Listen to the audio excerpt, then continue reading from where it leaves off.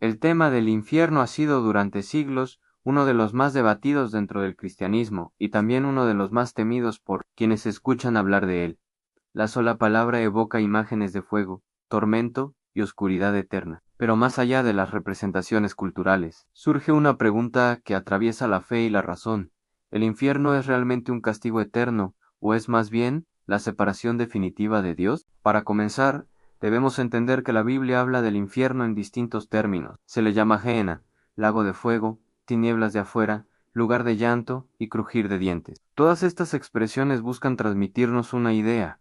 Es un estado en el que el alma queda lejos de la presencia de Dios, un estado donde no hay luz ni esperanza. Sin embargo, no siempre debemos interpretarlo solo desde una visión literal de fuego y llama. Muchos teólogos sostienen que lo más terrible del infierno no es el dolor físico, sino la ausencia total de la comunión con el Creador. Imagina la vida sin Dios, piensa en un mundo donde no exista la bondad, ni la esperanza, ni la misericordia, donde el amor se haya extinguido y solo quede vacío. Ese es, en esencia, el significado de la separación de Dios en el infierno. Entonces, no sería únicamente un castigo impuesto, sino la consecuencia de elegir darle la espalda al único que puede dar vida eterna. Ahora bien, cuando hablamos de castigo eterno, surge otra cuestión. ¿Es compatible un Dios de amor con la idea de un tormento sin fin? Para algunos, esta aparente contradicción es difícil de resolver. ¿Cómo puede un padre amoroso permitir que sus hijos sufran eternamente? Otros, en cambio, sostienen que el amor de Dios respeta la libertad del hombre hasta sus últimas consecuencias. Quien libremente rechaza a Dios también elige las consecuencias de esa decisión. Así comienza nuestra reflexión.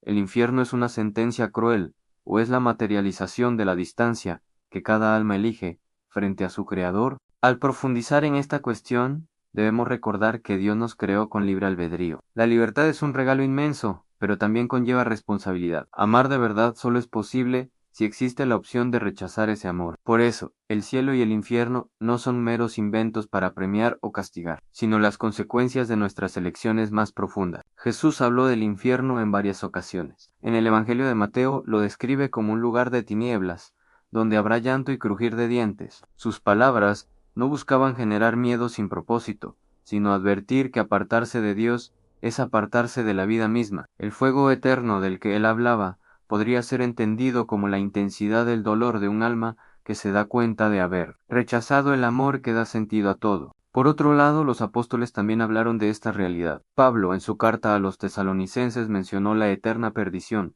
excluidos de la presencia del Señor. Aquí vemos nuevamente la idea central. La mayor tragedia del infierno no es un castigo físico, sino la exclusión de la presencia de Dios, fuente de toda bondad y alegría. En la historia de la Iglesia, muchos pensadores reflexionaron sobre esto. San Agustín decía que el infierno es la consecuencia de amar las cosas creadas más que al Creador. C. San Lewis. Siglos después, lo explicó con una frase impactante: las puertas del infierno están cerradas con llave desde dentro. Según él, no es que Dios encierre a las personas allí contra su voluntad, sino que cada uno, en su rechazo persistente de Dios, elige ese destino. El infierno entonces no puede verse como un simple castigo arbitrario, sino como una elección libre que se lleva hasta sus últimas consecuencias. Y la eternidad del mismo tiene que ver con que, fuera de Dios, no hay posibilidad de vida ni de esperanza. Sin embargo, la idea de un castigo eterno sigue generando inquietudes. Muchos se preguntan, ¿acaso no sería más justo un castigo temporal, proporcional a las acciones de cada persona? Esta duda ha dado lugar a distintas interpretaciones dentro de la teología cristiana. Algunos creen que el infierno es eterno y consciente, mientras que otros piensan que el alma que rechaza a Dios deja de existir, lo que se conoce como aniquilación. Lo cierto es que, más allá de las interpretaciones, la Escritura deja claro que la decisión de vivir sin Dios tiene consecuencias que trascienden la vida terrenal, y no se trata únicamente de un futuro lejano, porque en cierto sentido, ya aquí en la tierra podemos experimentar un anticipo de lo que significa el cielo y el infierno. Cuando vivimos alejados de Dios, sentimos vacío, desesperanza, falta de propósito. Cuando vivimos cerca de Él, experimentamos paz, amor y plenitud, aún en medio de las dificultades. El infierno puede entenderse como la culminación definitiva de una vida que decidió cerrarse al amor. Dios no obliga a nadie a amarlo.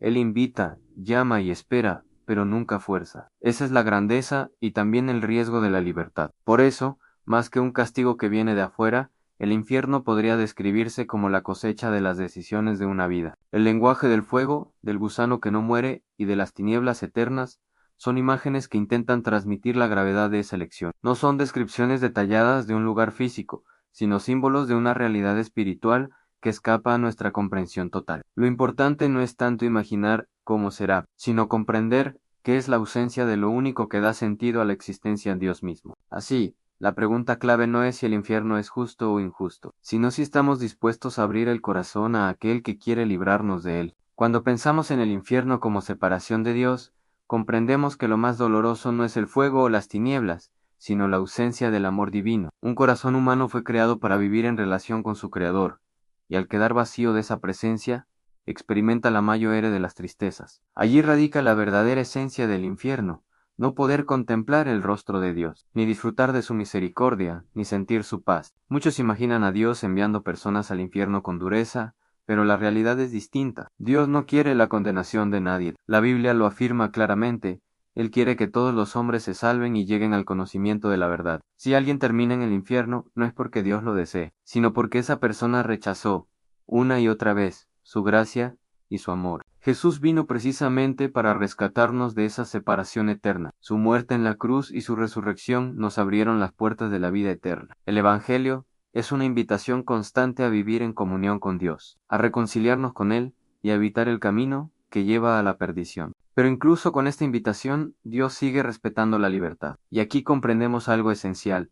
El infierno no es tanto un castigo impuesto, sino una consecuencia aceptada. Es el resultado de decirle a Dios no te quiero en mi vida. Y Dios, respetando esa decisión, permite que la persona viva las consecuencias de su rechazo. Por eso, hablar del infierno no es hablar de un Dios cruel, sino de un Dios justo, que honra nuestras elecciones, y también de un Dios amoroso, que hasta el último instante busca salvarnos, llamándonos a la conversión y al arrepentimiento.